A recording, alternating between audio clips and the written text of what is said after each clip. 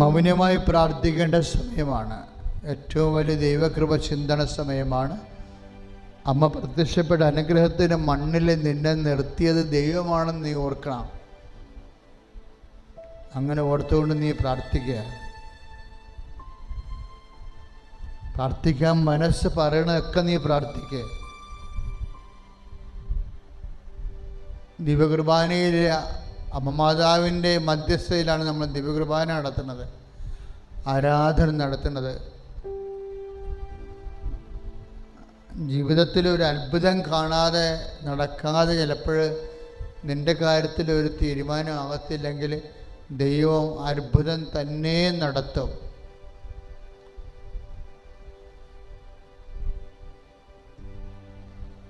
പതിനായിരക്കണക്കിന് മനുഷ്യരാണ് കൃപാസനത്തിൽ പ്രാർത്ഥിക്കുന്നവർക്ക് വേണ്ടി രാത്രിയും പകലും പ്രാർത്ഥിക്കുന്നത്. നിങ്ങളുടെ ഉടമ്പടി പ്രാർത്ഥന, സന്ധ്യക്ക് പ്രാർത്ഥിക്കുന്ന പ്രാർത്ഥന നിങ്ങൾക്കറിയാം.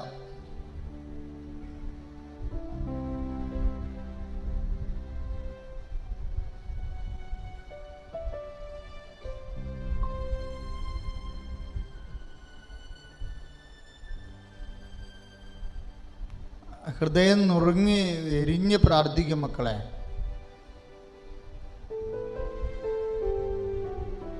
അച്ഛൻ പറയാത്ത രോഗികളില്ലേ? ഇപ്പം വന്നിരിക്കുന്നത് ബ്ലീഡിങ് ഉള്ളവർ, പിന്നെ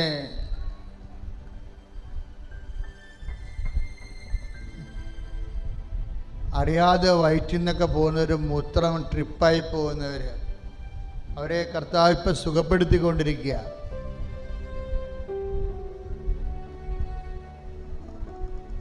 കൈത്തണ്ടയ്ക്ക് ഒരുതരം ചെതലരിച്ചതുപോലെയുള്ള രോഗങ്ങൾ.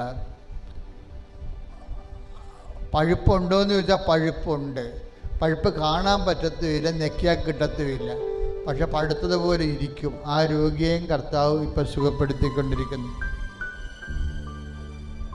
അസ്ഥി കുഴയുടെ പിടുത്തം പോയവരെ കർത്താവ് സ്പർശിച്ചു കൊണ്ടിരിക്കുന്ന. ഇരുന്ന ഇരിപ്പ് ഇരിക്കും, ഇടത് മുട്ട് നിവർത്താൻ പറ്റത്തില്ല. ആ രോഗിയെ കർത്താവ് സ്പർശിച്ചു കൊണ്ടിരിക്കുന്ന.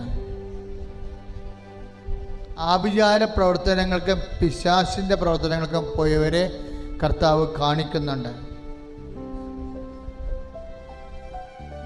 ഹൃദയം നുറുങ്ങി മാപ്പ് ചോദിച്ച് പരിഹാരം ചെയ്യാൻ പറയുന്ന, പുളി ഉപയോഗിക്കാൻ പാടില്ലാത്തവരെ ആ രോഗം എന്തായാലും ഇപ്പോഴീശോ അത് സുഖപ്പെടുത്തുന്ന.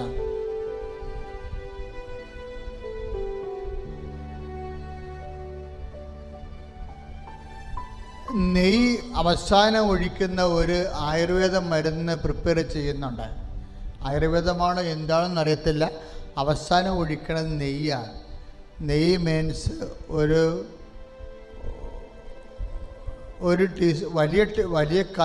വലിയ തവിക്കാണെങ്കിൽ അതിൽ 2 ടീസ്പൂണാണ് നെയ്യ് കൊള്ളണത്. 2 ടീസ്പൂൺ നെയ്യ് ഒഴിച്ചാണ് അവസാനം അത് പ്രിപ്പയർ ചെയ്ത് അവസാനിപ്പിക്കുന്നത്. അതെന്തിന് രോഗത്തിനാണെങ്കിലും ആ രോഗത്തെ കർത്താവ് ഇപ്പോൾ സുഖപ്പെടുത്തിക്കൊണ്ടിരിക്കുന്ന.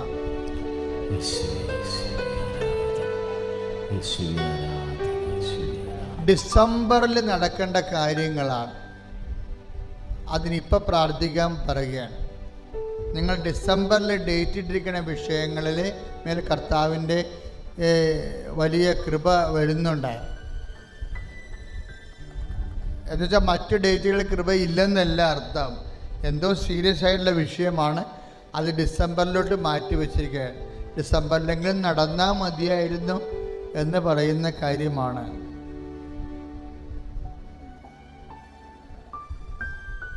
രണ്ട് പ്രാവശ്യം വിദേശ ജോലിക്ക് കാശ് കൊടുത്തു, അതെല്ലാം പോയി. ഇപ്പോൾ 3ാമത്തെ പ്രാവശ്യം കൊടുത്തിട്ടുണ്ട്. അതിൻ്റെ മേലുള്ള ദൈവത്തിൻ്റെ ആശ്വാസവും അനുഗ്രഹവും സംരക്ഷണവും ലഭിക്കുന്ന സന്ദേശമുണ്ട്. ഒരു മൂക്ക്, ഇടത് മൂക്ക് ദ്വാരം അടയുകയും വലത് മൂക്ക് ദ്വാരം ഉള്ളിലേക്ക് വലുതാകുകയും ചെയ്തിട്ട് ഉണ്ടാകുന്ന അസുഖം. എന്താണ് അസുഖത്തിൻ്റെ പേരറിയത്തില്ല. കർത്താവ് വ്യക്തിയെ സുഖപ്പെടുത്തുന്നു.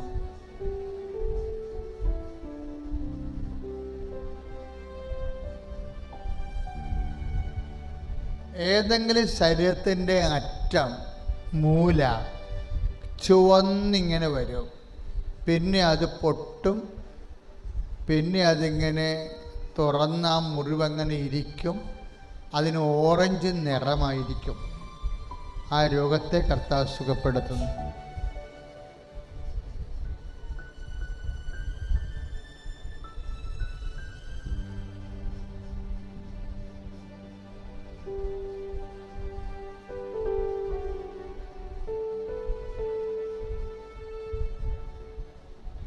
മൗനമായി പ്രാർത്ഥിക്കുക.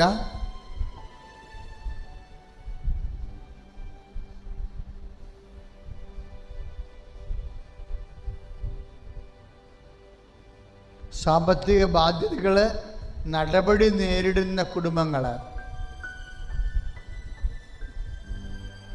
അവർക്ക് വേണ്ടി അച്ഛൻ മനസ്സ് പ്രാർത്ഥിച്ചുകൊണ്ടിരിക്കുന്ന സമയമാണ്. ആ വിഷമം അനുഭവിക്കുന്നവർ മാതാവിന് മധ്യസ്ഥത്തിന് വെക്കുക.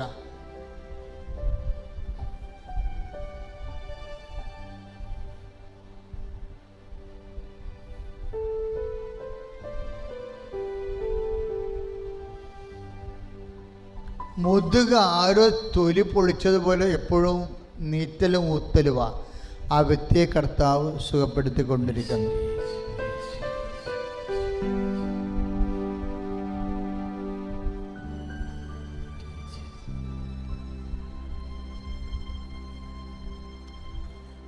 ശരീരത്തിൽ മാങ്ങയുടെ ആകൃതിയുള്ള, ചെറിയ മാങ്ങയുടെ ആകൃതിയുള്ള അവയവം ഹൃദയം പോലെ ഇരിക്കും, പക്ഷെ ഹൃദയമല്ല, ഹൃദയത്തിൻ്റെ സ്ഥാനത്തല്ല ഇതിരിക്കണം, അതിനേക്കാൾ താഴ്ന്ന ഒരു സ്ഥലത്താണ് ഇരിക്കുന്നത്.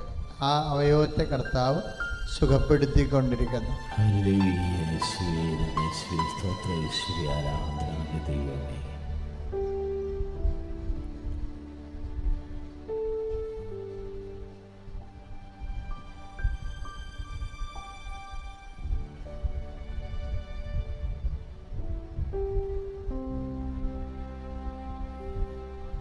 കുഞ്ഞുങ്ങൾ ഉണ്ടാകാത്തതിൻ്റെ കാരണം അണ്ടമോ ബീജമോ കൊഴുപ്പില്ലാത്തതാണ്. എന്ന് വെച്ചാൽ ചുമ്മാ വെള്ളം പോലെ ഇരിക്കും. അത് കൊഴുത്ത് തടിച്ചു വന്നാൽ മാത്രമേ കുഞ്ഞുങ്ങൾ ഉണ്ടാകത്തുള്ളൂ. ഇപ്പോഴ് ആ അസുഖം മാറ്റി അത് കൊഴുത്ത് തടിക്കുന്നതായിട്ട് കർത്താവ് കാണിച്ചു തരുന്ന സുഖലലിയാണ്.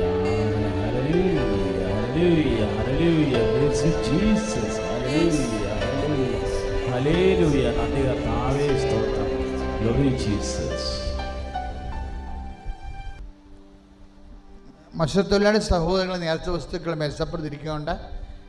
അച്ഛനോട് ചേർന്ന് പ്രാർത്ഥി. കർത്താവ് ദൈവമേ, അഞ്ചപ്പവും 2 മീനും കൊണ്ട് 5000 പേര്, 7 അപ്പവും ഏതാനും മത്സ്യങ്ങളുണ്ട് 4000 പേരെയും സംതൃപ്തരാക്കി സർവശക്തനും കാരുണ്യമായ ദൈവമേ ആരാധിക്കുകയും സ്തുതിക്കുകയും നന്ദി പറയുകയും ചെയ്യുന്ന നിത്യം കന്യകയാ നിന്റെയും ഞങ്ങളുടെയും അമ്മയുമായ പരിശുദ്ധ കന്യാമറിയത്തിന്റെ മീൻപിടുത്തക്കാരായ വിസ്തൃത ശ്രീഖന്മാരുടെയും സംരക്ഷണത്തിലെ ഞങ്ങളുടെ വള്ളത്തിനെയും വരയെയും യന്ത്രത്തെയും തൊഴിലാളികളെയും അങ്ങയുടെ തിരുസന്നിധി സമർപ്പിക്കുന്ന സ്നേഹനിധിയും സകലത്തെയും പരിപാലിക്കുന്ന നല്ല ദൈവമേ, അങ്ങയുടെ നാമത്തിൽ ഞങ്ങൾ നടത്തുന്ന ഈ പ്രാർത്ഥനയുടെ ഫലമായി ഞങ്ങൾക്ക് സമൃദ്ധമായ മത്സ്യവിള നൽകുകയും ഞങ്ങളെ സമാധാനത്തിൽ കാത്തുകൊള്ളുകയും ചെയ്യണമേ. നേർച്ച വസ്തു എടുത്തുപിടിച്ച് വിശ്വാസപ്രമാണം ചൊല്ലിക്ക്. Lord Jesus Christ, for our peace,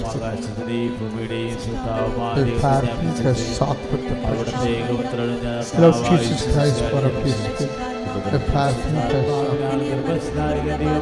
let the disease of the Satan's attacks and machinations be dispelled under the fasting. എൻ്റെ കർത്താവിൻ്റെ ഉന്നതമായ നാമത്തിൽ സഭയെത്തിക്കാനും പുരുഷന്റെ അടയാളത്തിൻ്റെ വസ്തുക്കളെ ഈശോയുടെ നാമത്തിൽ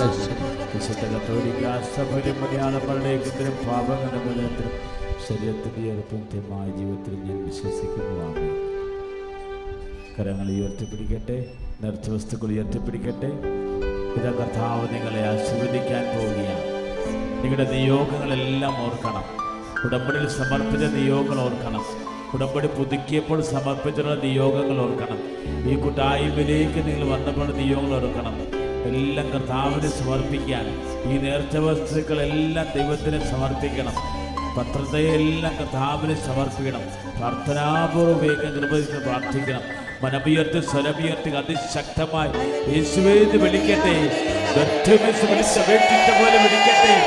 കർത്താവേ, ഞങ്ങളുടെ മേൽ കരുണ വർഷിക്കണമേ. മാരക രോഗങ്ങള് സുഖപ്പെടുത്തുന്നവർ നന്ദി പറയുന്നു. തീരാവ്യാധികള് സൗഖ്യപ്പെടുത്തുന്നവർ നന്ദി പറയുന്നു. ഇപ്പോൾ ലൈവായി ശുശ്രൂഷ കർത്താവേ, ലോകത്തിന്റെ നാനാ ഭാഗങ്ങളിൽ നിന്ന് കണ്ട് പ്രാർത്ഥിക്കുന്നവരെ കർത്താവെ അഭിഷേകം ചെയ്യണമെന്ന് പ്രാർത്ഥിക്കുന്നു. നേർച്ച വസ്തുക്കളെ കർത്താവ് ഏറ്റെടുക്കണമേ. വിദേശ യാത്രയ്ക്ക് പോകാൻ ആഗ്രഹിക്കുന്നവരെ കർത്താവെ അഭിഷേകം ചെയ്യണമേ. സന്താനരഹിതരെ, ഭവനരഹിതരെ, ലോണിന് അപേക്ഷിച്ചിട്ടുള്ളവരെ സമർപ്പിച്ച് പ്രാർത്ഥിക്കുന്നു. ഡേറ്റ് വെച്ച് പ്രാർത്ഥിക്കുന്നവരെ സമർപ്പിച്ച് പ്രാർത്ഥിക്കുന്നു. പ്രത്യേകമായി ഡിസംബറിനെ സമർപ്പിച്ച് പ്രാർത്ഥിക്കുന്നു. കർത്താവെ കൃപ ചൊരിയണമേ. കർത്താവിനെ കാരുണ്യം ചൊരിയണമേ. കർത്താവായ ദൈവമേ, വീടുകളിൽ രോഗികളായി കഴിയുന്നവരെ, ആശുപത്രി രോഗികളായി കഴിയുന്നവരെ സമർപ്പിച്ച് പ്രാർത്ഥിക്കുന്നു. കർത്താവേ, ഹല്ലേലൂയ. യേശുവേ, യേശുവേ, യേശുവേ. ശിരസ് നമിച്ച് പരിശുദ്ധ പരമ ദിവ്യകാരുണ്യത്തിന്, പരിശുദ്ധ പരമ ദിവ്യകാരുണ്യത്തിന് പരിശുദ്ധമായ അൾത്താരയിൽ കയറി സാക്ഷ്യം പറയാൻ എന്നെ അനുവദിച്ച പരിശുദ്ധ അമ്മയ്ക്കും തിരുക്കുമാരനും ഞാൻ 1000 കോടി നന്ദികൾ അർപ്പിക്കുന്നു. എൻ്റെ പേര് മേരി, ഇതെൻ്റെ ഭർത്താവ് ജോബി, ഇതെൻ്റെ മക്കൾ ഫെലിക്സ്, ജൊവാന, ഇവാന. ഞാൻ 2019 ആദ്യമായിട്ട് ഉടമ്പടി എടുത്തത്. ആ സമയത്ത് ഞാനൊരു നേഴ്സാണ്. ആ സമയത്ത് ഞാൻ OET പ്രിപ്പയർ ചെയ്യാൻ വേണ്ടി ഒരു ഇൻസ്റ്റിറ്റ്യൂഷനിൽ പഠിക്കാൻ പോകുന്ന സമയത്താണ് ഞാൻ അവിടെ അടുത്തുള്ളൊരു പള്ളിയിൽ നിന്ന് എനിക്ക് ഈ കൃപാസനം പത്രം കിട്ടുന്നത്. അത് വായിച്ച ഉടനെ എനിക്ക് ഇവിടെ വരണമെന്നായി. എന്തോ ഒരു ഉടമ്പടി എന്നുള്ള പുതിയൊരു വാക്കൊക്കെ കേട്ടപ്പോൾ എനിക്ക് ഭയങ്കരമായി എന്തോ ഒരു വരണമെന്നുള്ള ഒരു പ്രത്യേകമായ ഒരു താല്പര്യം വന്നു. അങ്ങനെ ഞാൻ വീട്ടിൽ ചെന്ന് പറഞ്ഞപ്പം ഇവരെല്ലാവരും സമ്മതിച്ച് അങ്ങനെ ഒരു ദിവസം ഇവിടെ വന്നു. ഞാൻ ഉടമ്പടിയിൽ നിയോഗം വെച്ചിരുന്നത് ഒന്ന് OET പാസ്സാവാനായിരുന്നു. പക്ഷേ OETയിൽ എനിക്ക് ആദ്യം ആ സമയത്ത് ഞാൻ ഓൾറെഡി ഡേറ്റ് എടുത്തിട്ടായിരുന്നു OET ഇതിക്ക് വേണ്ടി വെച്ചിരുന്നത്. ആ ആദ്യത്തെ OET എക്സാമിൽ എനിക്ക് റൈറ്റിങ്ങും റീഡിങ്ങും B കിട്ടി, ലിസണിങ് C+, സ്പീക്കിങ് C ആയിപ്പോയി. എനിക്ക് സ്പീക്കിങ് വളരെ ബുദ്ധിമുട്ടുള്ള ഒരാളായിരുന്നു. രണ്ടാമതും ഞാൻ അതുപോലെ തന്നെ നിയോഗം വെച്ച് വീണ്ടും ഞാൻ OETക്ക് പ്രിപ്പയർ ചെയ്തു. അപ്പോഴും എനിക്കതുപോലെ തന്നെ സ്പീക്കിങ് C+ ആയി, ബാക്കിയെല്ലാം സെയിം സ്കോർ തന്നെ. അപ്പോൾ സ്പീക്കിങ് കിട്ടാതെ ഒരിടത്തോട്ടും പോകാൻ പറ്റത്തില്ല. അങ്ങനെ വന്നപ്പോൾ എനിക്ക് പിന്നെ അത് റിപ്പീറ്റ് ചെയ്യാനുള്ള സാമ്പത്തിക സ്ഥിതി ഇല്ലാത്തതുകൊണ്ട് ഞാൻ OET ഡ്രോപ്പ് ചെയ്തു. ഇനി കുറച്ച് കഴിഞ്ഞ് ചെയ്യാം എന്ന് വിചാരിച്ചു. അങ്ങനെ ഇരുന്നപ്പം എൻ്റെ മോന് 3 വയസ്സ് ആയിരുന്നു 2019. അപ്പോൾ അവൻ്റെ കാല് നല്ല വളവായിരുന്നു. എല്ലാവരും ചോദിക്കുമായിരുന്നു എന്തെങ്ങനെ വളഞ്ഞിരിക്കുന്നത്. അങ്ങനെ ഞാനത് ഹോസ്പിറ്റലിൽ കൊണ്ടുപോയി കാണിച്ചപ്പം ഡോക്ടർ പറഞ്ഞു അവന് വൈറ്റമിൻ ഡിയുടെ കുറവുണ്ട്, ബ്ലഡ് ചെക്ക് ചെയ്തപ്പം. അപ്പോൾ അതിൻ്റെ സിറപ്പ് കൊടുക്കണം, കൂടാതെ സ്പെഷ്യലായിട്ടുള്ള എക്സസൈസ് ചെയ്യണമെന്ന് പറഞ്ഞു. അപ്പം ഞാനത് ചെയ്യാൻ എക്സസൈസ് ചെയ്യുമ്പോൾ ഇവൻ ഒട്ടും സമ്മതിക്കത്തില്ല. ഭയങ്കര വഴക്കായിരുന്നു ആ സമയത്ത്. കാല് തട്ടി മാറ്റും, പിന്നെ മെഡിസിൻ കൊടുക്കുമ്പോൾ അത് തുപ്പിക്കളയും, ഒരു തുള്ളി പോലും ഇറക്കത്തില്ല.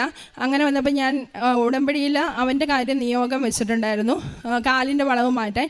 ഞാൻ മാതാവിനോട് പറഞ്ഞു, ഞാൻ ഇനി മെഡിസിനും കൊടുക്കില്ല, എക്സസൈസും ചെയ്യിപ്പിക്കത്തില്ല, കാരണം അവനിതൊന്നും സമ്മതിക്കുന്നുമില്ല.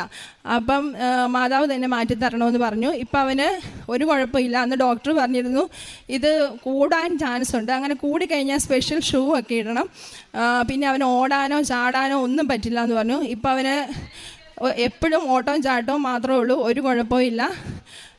വേറെ ഒരു മെഡിസിനും ഞാൻ ചെയ്തിട്ടില്ല, ഉടമ്പടി നിയോഗം വെച്ചത് മാത്രമേ ഉള്ളൂ. അങ്ങനെ അത് മാറിക്കിട്ടി. മാതാവിൻ്റെ സഹായം കൊണ്ട് ആണെന്ന് ഞാൻ പൂർണ്ണമായിട്ടും വിശ്വസിക്കുന്നത്. പിന്നെ അവന് കഴുത്തിന് ചുറ്റും ചെറിയ മുഴകൾ പോലെ വന്ന് കണ്ടു. അത് കണ്ടപ്പോൾ ഞാൻ അതും ഹോസ്പിറ്റലിൽ കൊണ്ടുപോയി കാണിച്ചു. അത് കാണിച്ചപ്പോഴത്തേനും doctor full body just check ചെയ്തപ്പം അവൻ്റെ ലിംഫ് നോഡ്സിൻ്റെ എല്ലാ സ്ഥലങ്ങളിലും ചെറുതായിട്ട് എൻലാർജ്മെൻ്റ് ഉണ്ട്.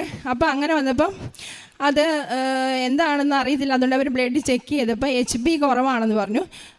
അതിനുള്ള സിറപ്പ് കൊടുത്തിട്ട് ഇത്ര ദിവസം കഴിഞ്ഞ് വരാൻ പറഞ്ഞു. അത് ചെന്നപ്പോഴത്തേനും അത് HB ഒക്കെ നോർമലായി, പക്ഷേ അവൻ്റെ ആ മുഴകൾ അതുപോലെ തന്നെ നിൽപ്പുണ്ട്, ചെറിയ ഒരു സ്വെല്ലിങ് പോലെ എല്ലായിടത്തും. അപ്പം അവർക്ക് എന്താണെന്ന് മനസ്സിലാവാത്തതുകൊണ്ട് അവർ പിന്നെയും ബ്ലഡുകൾ ചെക്ക് ചെയ്യുന്നു. കൊച്ചാണെങ്കിൽ ഭയങ്കര വഴക്കമുള്ള കൊച്ചായിരുന്നു ആ സമയത്ത്. അവനെപ്പോഴും കരച്ചിലും ബഹളവും. അങ്ങനെ വന്നപ്പോൾ ഞാൻ ഈ കാലിൻ്റെ വളവ് മാറിയത് എൻ്റെ മനസ്സിലുള്ളത് കൊണ്ട് ഞാൻ അതുപോലെ തന്നെ വന്നിട്ട് മാതാവിനോട് വീട്ടിൽ വന്ന് ഞങ്ങളുടെ രൂപമൊക്കെ ഇരിക്കുന്നിടത്ത് വന്നിട്ട് പറഞ്ഞു, ഇനി ഞാൻ കൊണ്ടുപോകത്തില്ല ഹോസ്പിറ്റലിൽ, മറ്റേ കാലിൻ്റെ വളവ് മാറ്റി തന്നതുപോലെ തന്നെ ഇതും എനിക്ക് മാറ്റി തരണമെന്ന് പറഞ്ഞു. അത് ഞാൻ പിന്നെ ഹോസ്പിറ്റലിൽ കൊണ്ടുപോയില്ല, പക്ഷേ ഒരാഴ്ച 2 ആഴ്ച കഴിഞ്ഞപ്പോഴത്തേനും അത് മാറി. ഇപ്പം അവൻ അങ്ങനെ അത് കഴിഞ്ഞാൽ പിന്നെ അങ്ങനെ ഒരു മുഴകളോ അല്ലെങ്കിൽ ഒരു സ്വെല്ലിങ്ങോ ഒന്നും വന്നിട്ടില്ല. പിന്നെ എൻ്റെ ഭർത്താവിന് മാർക്കറ്റിംഗ് ഫീൽഡിലായിരുന്നു ജോലി. ഞങ്ങൾ വാടകയ്ക്കാണ് താമസിക്കുന്നത്. അപ്പം ഞങ്ങൾക്ക് എല്ലാ കാര്യങ്ങളും നടന്നു പോകണമെങ്കിൽ ആ ഒരു സാലറിയെ പറ്റത്തുള്ളായിരുന്നു. പക്ഷെ അങ്ങനെ പോയപ്പം പുള്ളിയുടെ ജോലിക്കൊരു പ്രോബ്ലം വന്നു തുടങ്ങി. ശരിക്കും ടാർഗറ്റ് അച്ചീവ് ചെയ്യാൻ പറ്റുന്നില്ല. അങ്ങനെ ആ ജോലിയിൽ ഒത്തിരി പ്രോബ്ലംസ് വന്നപ്പം ഞാനിവിടെ വന്ന് ഞങ്ങൾ രണ്ടുപേരും കൂടെ വന്ന് പ്രാർത്ഥിച്ച് നിയോഗം വെച്ചിരുന്നു. ഞങ്ങൾക്കൊരു വരുമാനത്തിനുള്ളൊരവസ്ഥ. എനിക്ക് നേഴ്സിംഗ് ജോലിക്ക് പിന്നെ പോകാൻ പറ്റുന്നില്ല, കാരണം എൻ്റെ അമ്മയ്ക്ക് ഫിറ്റ്സ് വരും, പിന്നെ സോഡിയം കുറഞ്ഞു വരും. അതെല്ലാം ഈ OET ഒക്കെ പോയി കഴിഞ്ഞ് OET ചെയ്യാൻ പറ്റാതിരുന്ന ആ കാലം തൊട്ടാണ് എനിക്കിതെല്ലാം സംഭവിച്ചു തുടങ്ങിയത്. അപ്പോൾ എനിക്ക് തോന്നി എനിക്ക് ദൈവം OET തരാതിരുന്നത് എൻ്റെ അമ്മേനെ നോക്കാൻ ആരുമില്ല, ഞാൻ മാത്രമേ ഉള്ളൂ.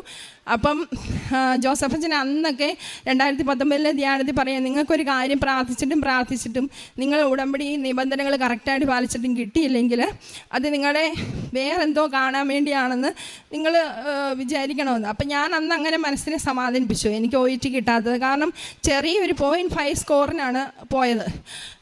അപ്പം അങ്ങനെ കിട്ടാതിരുന്നപ്പോൾ ഞാൻ വിചാരിച്ചു പിന്നെ എനിക്കത് ചെയ്യാനും പറ്റുന്നില്ല, പൈസ ഇല്ലാത്തതുകൊണ്ട് പിന്നെ എനിക്കത് ചെയ്യാനും പറ്റുന്നില്ല. അങ്ങനെ വന്നപ്പോൾ ഞാൻ ഓർത്തു ഇനി ഞാൻ എഴുതുന്നില്ല, മമ്മീനെ നോക്കാൻ ആരുമില്ല. അപ്പം അങ്ങനെയുള്ളത് കൊണ്ട് ഫിറ്റ്സ് വന്ന് ഇടയ്ക്കിടയ്ക്ക് വീഴും. അങ്ങനെയുള്ള ഒരാളെ നമുക്ക് ആരെ ഏൽപ്പിച്ചിട്ട് പോകാൻ പറ്റത്തില്ല. അങ്ങനെ എൻ്റെ അമ്മയാണ്. അപ്പം അങ്ങനെയുള്ളത് കൊണ്ട് പിന്നെ ഞങ്ങൾക്ക് എന്തെങ്കിലും ഒരു വരുമാന മാർഗം വേണം, വാടക കൊടുക്കണം, എല്ലാ കാര്യങ്ങളും ചെയ്യണം. അങ്ങനെ ഇരുന്നപ്പോഴാണ് ഞങ്ങൾക്കൊരു സംരംഭം തുടങ്ങാനുള്ള ഒരു ഐഡിയ എൻ്റെ ഹസ്ബൻഡിന് ദൈവം തന്നെ കൊടുത്തതാണ് അത്. കാരണം ഞങ്ങളുമായിട്ട് യാതൊരു ബന്ധമില്ലാത്ത ഒരു ഫുഡിൻ്റെ, അതായത് സ്നാക്സ് യൂണിറ്റ്, ഉണ്ണിയപ്പം, നെയ്യപ്പം, അങ്ങനെ ട്രഡീഷണൽ ആയിട്ടുള്ള ഈ പലഹാരങ്ങൾ ഉണ്ടാക്കാനുള്ള ഒരു സ്നാക്സ് യൂണിറ്റ് പോലെ. അത് ആദ്യം വീട്ടിൽ തന്നെ ചെറുതായിട്ട് തുടങ്ങി, പിന്നെ ഞങ്ങൾ കടയിട്ടു. ആ കടയിട്ട് കഴിഞ്ഞപ്പോഴത്തേനും ഞങ്ങൾക്ക് അത് കുറച്ച് നന്നായിട്ട് പോയിക്കൊണ്ടിരിക്കുമായിരുന്നു. അങ്ങനെ നല്ല രീതിയിൽ തന്നെ 2-3 വർഷം ഞങ്ങൾ അതിൽ നിന്ന് വരുമാനത്തോടെ, ഞങ്ങൾക്ക് പ്രത്യേകിച്ച് വീട് സ്ഥലം ഇല്ല എങ്കിലും ഞങ്ങളുടെ കാര്യങ്ങളൊക്കെ നല്ല രീതിയിൽ നടന്നുപോയി. അങ്ങനെ ഇരിക്കുമ്പോൾ ഞാൻ പ്രഗ്നൻ്റായി, 3ാമത്തെ പ്രഗ്നൻ്റ് ആയപ്പോൾ എനിക്ക് പിന്നെ ഉടമ്പടി മുന്നോട്ട് കൊണ്ടുപോകാൻ പറ്റിയില്ല, കാരണം കുറേ ആരോഗ്യ പ്രശ്നങ്ങളുണ്ടായിരുന്നു. അപ്പോൾ ആ ഉടമ്പടി എനിക്ക് അവിടെ വെച്ച് നിർത്തേണ്ടതായിട്ട് വന്നു. അങ്ങനെ വന്നപ്പം ഞാൻ പിന്നെ കൊറോണ ടൈമായിരുന്നു. എൻ്റെ ആത്മീയതയിൽ ഞാൻ ആ ഉടമ്പടിയിൽ ഫസ്റ്റ് ഉടമ്പടിയിൽ ഞാൻ നല്ല ആത്മീയമായി വളർന്നായിരുന്നു. എനിക്ക് പരിശുദ്ധ കുർബാനയിലും ബൈബിൾ വായിക്കുമ്പോഴും എല്ലാം നല്ലൊരു തീഷ്ണതയുണ്ടായിരുന്നു. അതെല്ലാം മാറി ഞാൻ നേരെ ഡൗണായി. അപ്പം സൺഡേ പോലും പള്ളി വളരെ മടിച്ചായിരുന്നു പോയിക്കൊണ്ടിരുന്നത്. കുടുംബ പ്രാർത്ഥനയിലാണെങ്കിലും വന്നിരിക്കും, കടമ നിർവഹിക്കും, അങ്ങനെയൊന്നും അല്ലായിരുന്നു. ആദ്യത്തെ ഉടമ്പടി എടുത്തപ്പോൾ വളരെ തീഷ്ണതയോടെ കൊച്ചുങ്ങളെയൊക്കെ വിളിച്ചിരുത്തി വചനം വരെ പഠിപ്പിച്ച് അത്ര രീതിയിൽ നിന്നിരുത്തി ഞാൻ വളരെ ഡൗണായിപ്പോയി. അപ്പം 2023 ഡിസംബർ 31 ഞാനിങ്ങനെ വിചാരിച്ചു, എനിക്ക് ഇനിയും ആത്മീയതയിലാവണം, എനിക്ക് ദൈവമായിട്ട് അടുക്കണം, ഇനി ഞാൻ എന്ത് ചെയ്യും? അങ്ങനെ ഇരുന്നപ്പം എനിക്ക് പെട്ടെന്ന് എൻ്റെ മനസ്സിലേക്ക് വന്നു ഉടമ്പടി എടുക്കാം. അതുവരെയും ആ ഒരു ഗ്യാപ്പിനിടയ്ക്ക് ഉടമ്പടി എന്നുള്ളൊരു വാക്കോ, ഇടയ്ക്ക് യൂട്യൂബിലൊക്കെ അച്ഛൻ്റെ ധ്യാനമൊക്കെ ഞാൻ ഇടയ്ക്ക് കേൾക്കും, സാക്ഷ്യങ്ങൾ കാണുമെങ്കിലും ഉടമ്പടി എടുക്കണമെന്നുള്ളൊരു തോന്നൽ പിന്നെ വരുന്നില്ലായിരുന്നു. കൂടുതലും ഞായറാഴ്ച മാത്രമേ ഞങ്ങൾക്ക് അവധിയുള്ളൂ. അപ്പം ഇവിടെ പണ്ട് നേരത്തെ ചൊവ്വാഴ്ചകളിൽ വന്ന് ധ്യാനം കൊണ്ടുവന്ന് മസ്റ്റായിരുന്നു. അപ്പം അങ്ങനെ വരാൻ പറ്റാത്തത് കൊണ്ട് തന്നെയാണ് ഞാൻ പിന്നെ അതിനെപ്പറ്റി ചിന്തിക്കാതിരുന്നത്. അങ്ങനെ വന്നപ്പോഴത്തേനും ഞാൻ 2023 ഡിസംബർ 31 തീരുമാനിച്ചു, ജനുവരി 1 ഞാൻ ഉടമ്പടി എടുക്കും, ഓൺലൈൻ ഉടമ്പടി. എനിക്ക് പോകാൻ പറ്റാത്തതുകൊണ്ട് അങ്ങനെ ഓൺലൈൻ ഉടമ്പടി എടുത്തപ്പം ഞാൻ കൂടുതൽ എൻ്റെ അമ്മയുടെ രോഗസൗഖ്യം, ആത്മീയമായി വളരണം, അങ്ങനെ എൻ്റെ കസിൻ്റെ രോഗസൗഖ്യം ഇതൊക്കെയാണ് വെച്ചത്. പക്ഷേ 6 വെച്ച് കഴിഞ്ഞാൽ എല്ലാം കഴിഞ്ഞ് കഴിഞ്ഞപ്പോൾ ഞാൻ ചിന്തിക്കുന്ന, ദൈവമേ, ഞാൻ എനിക്ക് ഏറ്റവും ആവശ്യമുള്ള കാര്യം വെച്ചിട്ടില്ലായിരുന്നു. അതായത് എനിക്ക് ഭയങ്കരമായിട്ട് നിർത്താതെ ചുമ വരും. ആ ചുമ വരുന്ന സമയത്ത് യൂറിൻ ഇങ്ങനെ പാസ് ചെയ്ത് പോകുമായിരുന്നു. അത് കൂടുതലും വൈകുന്നേര സമയങ്ങളിലാണ്. കടയിലൊക്കെ പോകുമ്പോൾ ഞാൻ ഒത്തിരി പാർട്സൊക്കെ വെച്ചുകൊണ്ട് പോകും, കാരണം എന്ന് വെച്ചാൽ ആർക്കും ഒരു ബുദ്ധിമുട്ട് വരരുതല്ലോ അതിനു വേണ്ടി.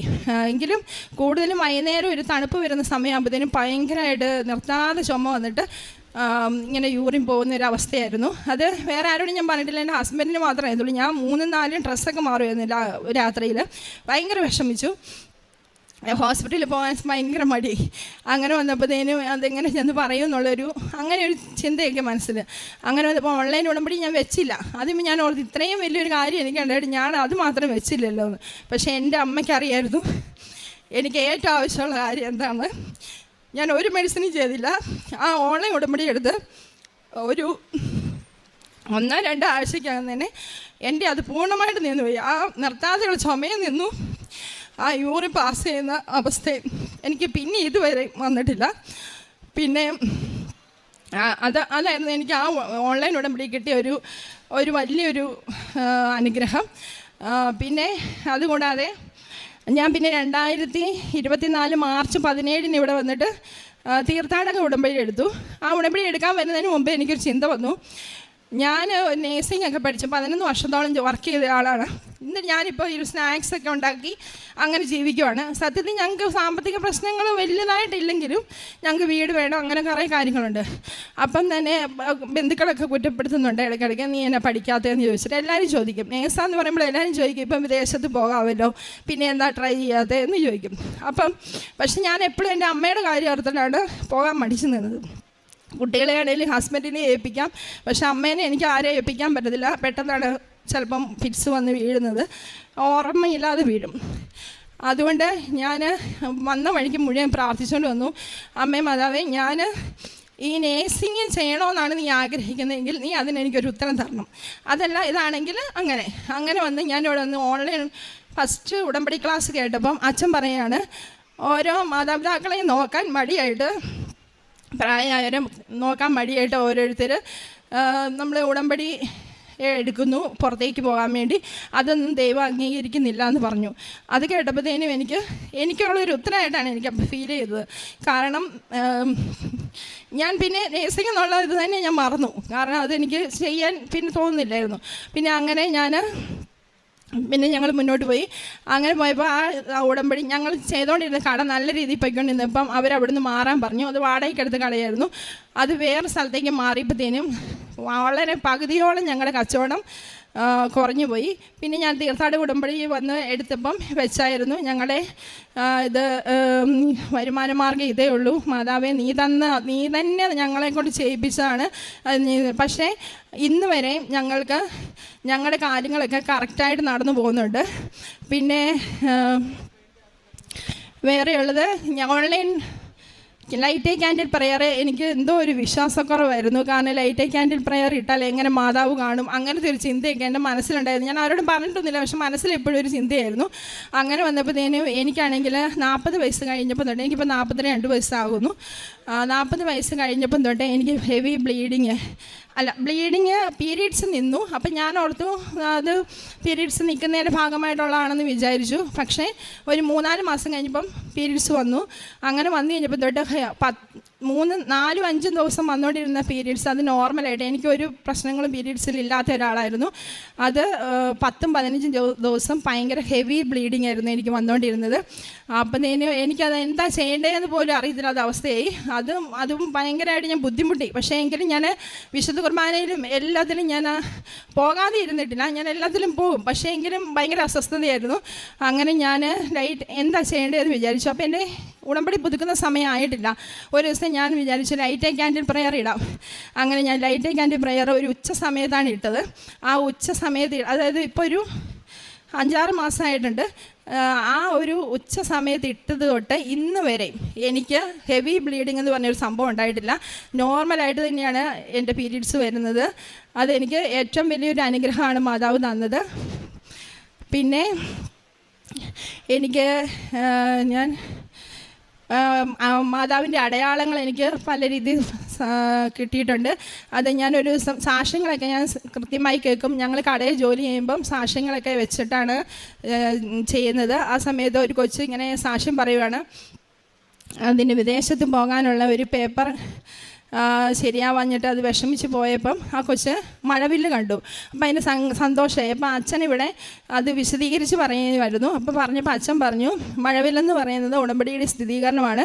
നമ്മൾ ചെയ്ത ഉടമ്പടി കാണുന്നുണ്ട്, ദൈവം കാണുന്നുണ്ടെന്നുള്ളതിൻ്റെ ഒരു അടയാളമാണെന്ന്. അപ്പം ഞാനിങ്ങനെ പറയുകയാണ്, ഞാനെല്ലാം ചെയ്തിട്ടും എനിക്കൊരു അടയാളം പോലും. അങ്ങനെ ഞാൻ എപ്പോഴും പറയും, എൻ്റെ കൂടെ ജോലി ചെയ്യുന്ന കൊച്ചിനോട് ഞാൻ എപ്പോഴും പറഞ്ഞുകൊണ്ടിരിക്കും, എനിക്ക് ഒരു അടയാളം കിട്ടുന്നില്ലല്ലോ, എനിക്കൊരടയാളം കിട്ടുന്നില്ല, എപ്പോഴും പരാതി.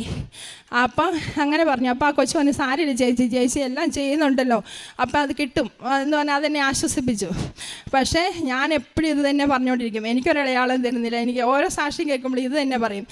അന്ന് വൈകുന്നേരം ഞാൻ മഴവില്ല് ഇനി എന്ന് കാണാനാ, ഞാൻ ഇതുവരെ ഒരു മഴവില്ല് ചെറുപ്പത്തിലെങ്ങാണ്ട് കണ്ടിട്ടുള്ളൂ, ഇപ്പോഴൊന്നും കാണുന്നു പോലും ഇല്ലെന്നൊക്കെ ഞാൻ പറഞ്ഞു. അന്ന് വൈകുന്നേരം ഞാൻ വീട്ടിലിരുന്നപ്പം എൻ്റെ പിള്ളേർ ഓടി വന്നിട്ട് പറഞ്ഞു, വലിയൊരു മഴവില്ല അമ്മയെ, മഴവില്ലെന്ന് പറഞ്ഞാണ്ടാണ് വരുന്നത്. ഞാൻ ചെന്ന് നോക്കുമ്പോൾ വലിയൊരു മഴവില്ല. ഞാൻ എൻ്റെ ജീവിതത്തിൽ ഇതുവരെയും കണ്ടിട്ടില്ല അത്രയും ഭയങ്കര വലിപ്പത്തിൽ, അത്രയും ബ്രൈറ്റായിട്ട് ഒരു മഴവില്ല് ഞാൻ കണ്ടു. അപ്പം എൻ്റെ മനസ്സിൽ തോന്നിയത്, എല്ലാവരും പറയും അവരുടെ കാര്യങ്ങൾ നടക്കുന്നതിന് മുമ്പുള്ള ഒരു സൈനായിട്ടാണ് മഴവില്ല് കാണുന്നത്. ഞാൻ എന്നെ കാണുന്നില്ലല്ലോ മാതാവ് എന്ന് പറഞ്ഞപ്പോഴാണ് എൻ്റെ മാതാവ്, നിന്നെ ഞാൻ കാണുന്നുണ്ടെന്ന് കാണിക്കാൻ വേണ്ടി എന്നെ മഴവില്ല് കാണിച്ചതെന്ന്. അതിൽ പിന്നെ ഇതുവരെ ഞാൻ ഒരു പരാതിയും പറഞ്ഞിട്ടില്ല, ഒരടയാളം എനിക്ക് വേണ്ട. അല്ലാതെ തന്നെ എനിക്കറിയാം ഞാൻ പറയുന്ന പ്രാർത്ഥനകളൊക്കെ ദൈവം എന്നെ കേൾക്കുന്നുണ്ടെന്ന്. പിന്നെ ഒരു ദിവസം വിശുദ്ധ കുർബാനയ്ക്ക് പോകാൻ വേണ്ടി എല്ലാ ദിവസവും പോകുമായിരുന്നു. എഴുന്നേറ്റപ്പം ഭയങ്കര ഇടിയും മഴയായിരുന്നു, അപ്പം കാറ്റും. അപ്പം എൻ്റെ കൂടെ വരുന്ന ചേച്ചി എന്നോട് പറഞ്ഞു, ഫോൺ വിളിച്ചു. ഞാൻ പ്രതീക്ഷിക്കുന്ന പ്രാർത്ഥന ചൊല്ലിക്കൊണ്ടിരുന്നപ്പോഴാണ് ചേച്ചി എന്നെ വിളിക്കുന്നത്. അപ്പോൾ ചേച്ചി എന്നോട് പറഞ്ഞു, മഞ്ജു എന്നാണ് എന്നെ വീട്ടിൽ വിളിക്കുന്നത്, മഞ്ജു ഞാൻ വരുന്നില്ല, ഭയങ്കര ഇടിയും മഴയാണെന്ന്. അപ്പം ഞാൻ തിരി കിടത്തിയിട്ടില്ലായിരുന്നു. അപ്പം ഞാനിങ്ങനെ മനസ്സിൽ വിചാരിച്ചു, ഞാൻ ഇനി എങ്ങനെ പോകും, ആരുമില്ലാതെ, ഇരുട്ടുണ്ട്. ചില സമയത്ത് മോൻ വരും കൂടെ, പക്ഷെ അവനെ അന്ന് വിളിച്ചുമില്ല മഴയായതുകൊണ്ട്. അപ്പോൾ അങ്ങനെ ഇരുന്നപ്പോഴത്തേനും ഞാൻ ഇതെല്ലാം ഓർത്തുകൊണ്ടിരുന്ന് ഞാനും ഇന്ന് പോകുന്നില്ല എന്ന് വിചാരിച്ചിട്ട് ചുമ്മാ നോക്കിയപ്പം ആ തിരിയിൽ ഒരു ഹാർട്ട് ഷേപ്പ്, ആദ്യമായിട്ട് എനിക്ക് തിരിയിൽ അങ്ങനെ ഒരു ഇത് വരുന്നത്. അത് വന്നപ്പോഴത്തേനും ഞാൻ അപ്പം ഞാനിങ്ങനെ ഓർത്ത്, ഇത് തിരുഹൃദയമാണോ? എല്ലാവരും പറയും, ചിലർ പറയും തിരുഹൃദയം വന്നു അങ്ങനെയൊക്കെ വന്നപ്പോൾ ഇത് എന്നായിരിക്കും ഇങ്ങനെ വന്നതെന്ന് ചോദിച്ചപ്പോഴത്തേനും ഞാൻ ആ ഫോട്ടോ എടുത്ത് ഒന്നുകൂടെ ഒന്ന് നോക്കിയപ്പം മാതാവ് ഇങ്ങനെ, എൻ്റെ ഈ വീട്ടിൽ ഒരു മാതാവിൻ്റെ രൂപം ഉണ്ടായിരുന്നു. അപ്പം മാതാവ് ഇങ്ങനെ നെഞ്ചത്തേക്ക് ഇങ്ങനെ കൈ കാണിച്ചിട്ട് ആ തിരിയലോട്ട് ഇങ്ങനെ നോക്കുന്നതായിട്ടാണ് എനിക്ക് ഫീൽ ചെയ്തത്. അപ്പം ഞാൻ മനസ്സിലാക്കുന്നത് മാതാവിൻ്റെ വിമലഹൃദയമാണ് എന്നെ കാണിച്ചു തന്നതെന്ന്.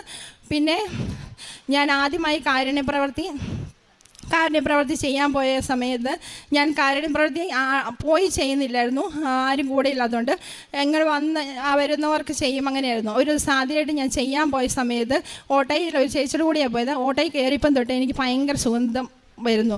അങ്ങനെ വന്നപ്പോൾ ഞാൻ ചേച്ചിയോട് ചോദിച്ചു, ചേച്ചി എന്തെങ്കിലും സുഗന്ധം വരുന്നുണ്ടോ? മുല്ലപ്പൂവിൻ്റെ മണമല്ല, വേറൊരു ഭയങ്കര ഈ പെർഫ്യൂം കുപ്പിയൊക്കെ പൊട്ടുന്ന ഒരു ഇത്, പൊട്ടിക്കഴിയുമ്പോഴുള്ള ഭയങ്കര സ്മെൽ. അങ്ങനെ വന്നപ്പോൾ ചേച്ചി പറഞ്ഞു എനിക്കൊരു സ്മെല്ലും വരുന്നില്ല. അപ്പോൾ ഞാൻ ചേച്ചിയോട് ചോദിച്ചു, ചേച്ചിക്ക് മൂക്കിന് എന്തെങ്കിലും പ്രോബ്ലം ഉണ്ടോ, വല്ല ജലദോഷം? അപ്പോൾ ഒന്നുമില്ല എന്ന് പറഞ്ഞു. ഓട്ടോക്കാരനോട് ചോദിച്ചു, ചേട്ടന് ഇതിനകത്ത് എന്തെങ്കിലും പെർഫ്യൂം അടിച്ചിട്ടുണ്ടോ? ഇല്ല, ഒന്നുമില്ലെന്ന് പറഞ്ഞു. അങ്ങനെ ഞാനിവിടെ ആദ്യം വന്നപ്പം പറഞ്ഞിരുന്നത് എനിക്ക് മുല്ലപ്പൂവിൻ്റെ മണം വേണ്ട, കാരണം ഇവിടെ എല്ലാം മുല്ലപ്പൂവിൻ്റെ മണമാണ്. അപ്പം മാതാവിൻ്റെ അടുത്ത് വരുന്നെങ്കിൽ വേറൊരു മണത്തിൽ വന്നാൽ മതിയെന്ന്. മുല്ലപ്പൂവിൻ്റെ മണമല്ല എനിക്ക് കിട്ടിയത്. ഞാൻ ആ ഓർഫനേജിൽ പോയി തിരിച്ചു വരുന്നോടും വരെ എനിക്ക് ആ മണം വന്നു. എനിക്ക് ഭയങ്കര തലവേദനയായിരുന്നു, ഭയങ്കരമായ മണം, സുഗന്ധം വന്നിട്ട്.